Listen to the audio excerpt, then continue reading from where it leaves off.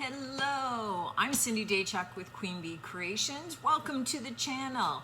I'm glad you're with me today because we're going to be doing something fun. Okay, so we're going to be doing something that I think is going to be fun. It's not unusual for you to be able to find tons of old picture frames with some glass intact. You could do old windows for this, whatever you happen to have. This is my first time trying it, so I expect that there's maybe a learning curve, so I'm starting small, you know, for a change, because usually I overdo it in the learning part. So what we are going to be doing is faux stained glass, but the first thing that I want to do is kind of perk up my frame a little bit. Y'all can't see, but it's kind of not in great shape. So, and I want to get that done before, oh my goodness, that's really on there. I want to do that before I get the stained glass on, because once I do all that stuff, I really don't want to be doing anything that wrecks it. So what I am going to do is I just have an old chip brush.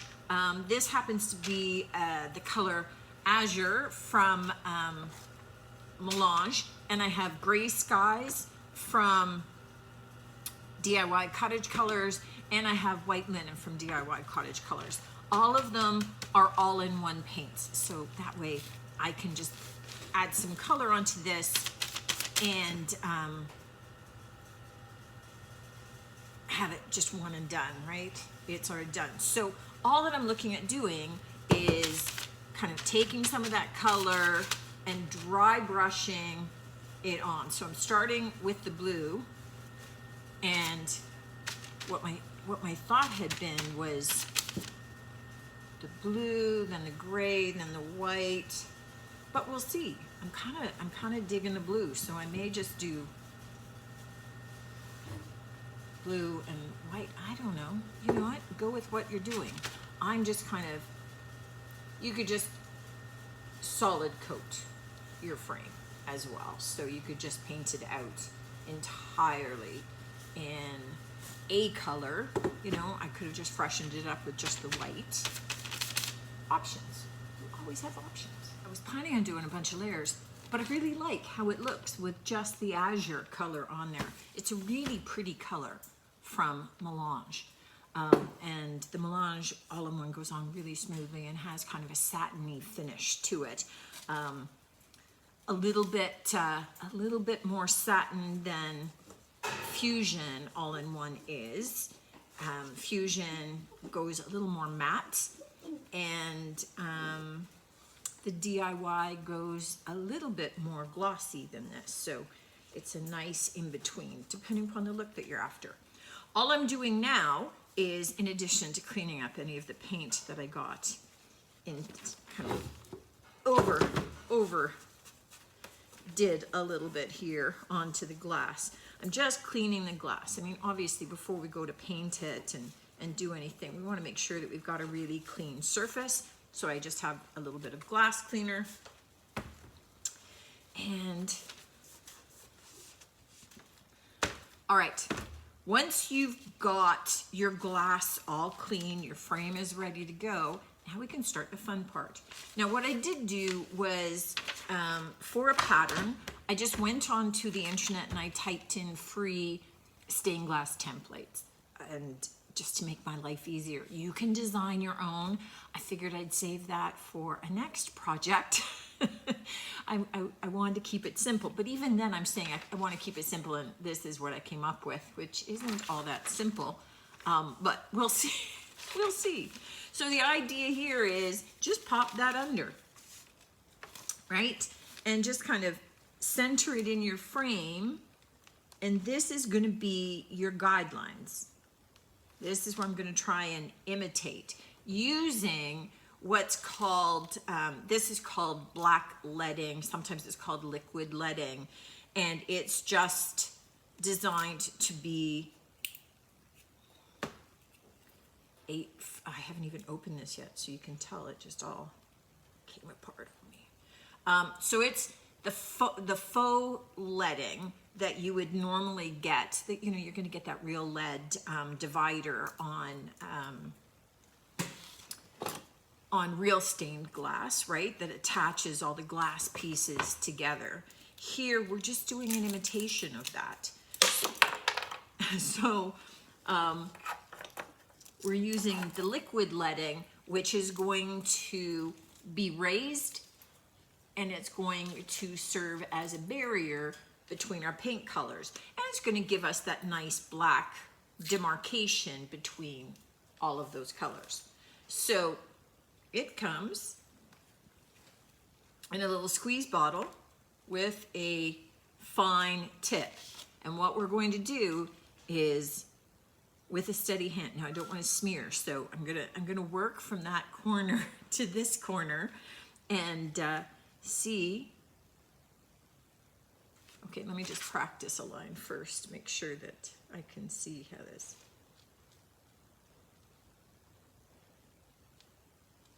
Okay, so nice even pressure, and all we're gonna do is we're gonna draw our lines. I'm gonna flip you around so that you can get a close-up as I'm doing this, but we're just going to, in essence, trace over our pattern onto the glass.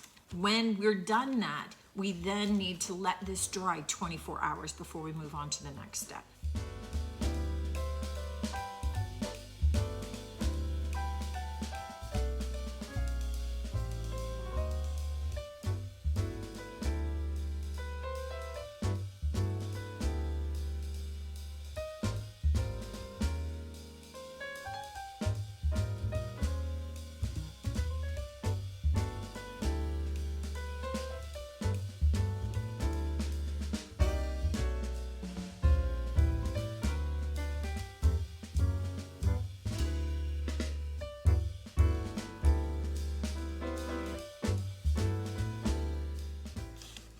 Okay, it is not perfect. I probably shouldn't have started with circles, but it is good enough, and it will look so much better once the color is in there.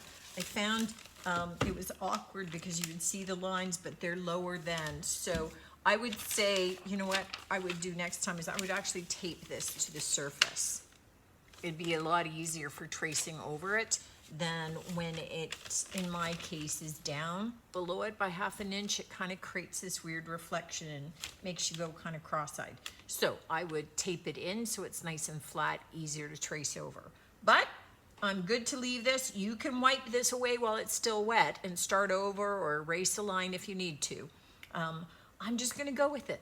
It's got wiggles and crookeds and heavy and light, and I'm okay for a first try. So we'll see what adding the color does, but we can't get to that until tomorrow. Let it dry 24 hours. This has had overnight to dry, so it's time to move on to the painting. And this is really the easiest part of the process because you are simply going to paint in your colors. Now, a couple of options. You could use the Pebeo Vitrail glass paint. I'm going to use those because I have them. If you don't have them and you don't want to invest in them, then you can take some of the white school glue. This is a big container, but just get some from the dollar store. And you can mix it with your acrylic paint. You want to have more glue than paint because the glue is what's going to dry. Ultimately, this dries clear, and you want your paint to be translucent as opposed to opaque. So if you just painted the acrylic paints in, then it's going to be almost like a solid color. So you just want to add enough paint to tint this a color that's going to work for you.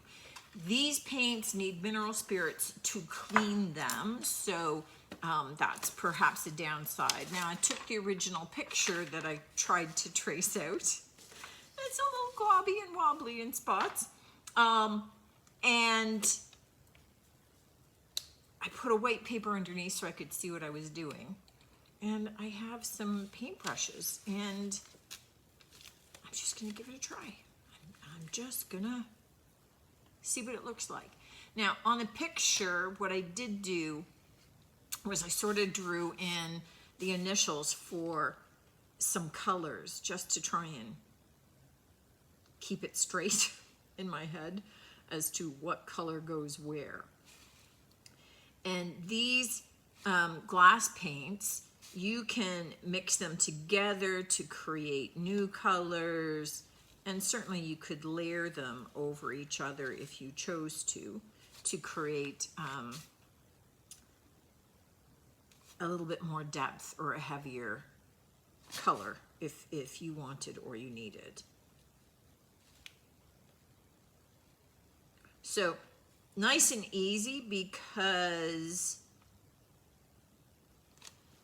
the black lines kind of keep your paint in place.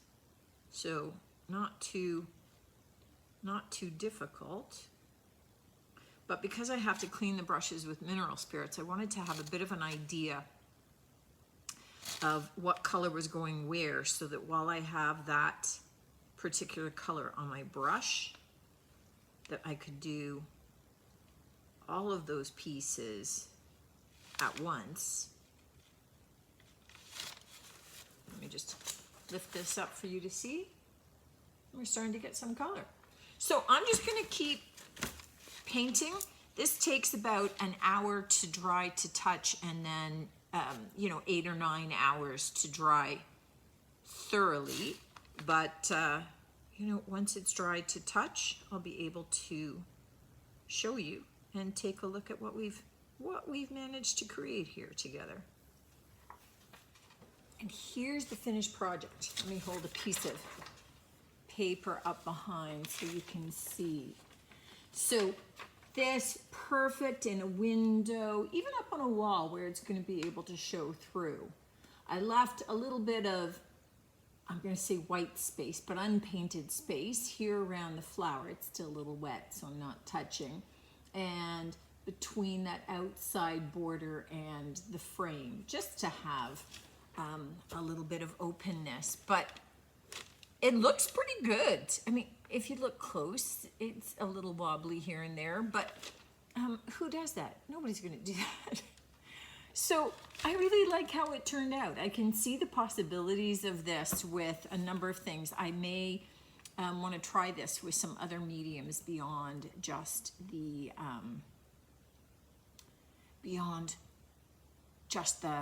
glass paint. And here I'm kind of thinking alcohol inks. I think it could be pretty cool, and do some neat things on glass with that. So don't be surprised if I give that one a try. But let me know what you think of this one, guys. Certainly let me know if you try it. Always love to hear from you. And I'll put a link for the glass paints just in case you don't have a local craft store that carries them. But again, you can use the Elmer's glue, the white craft glue trick with a little bit of acrylic paint added into it, and see how that works for you. Love seeing you here. Look forward to seeing you on the next one. And until then, take care.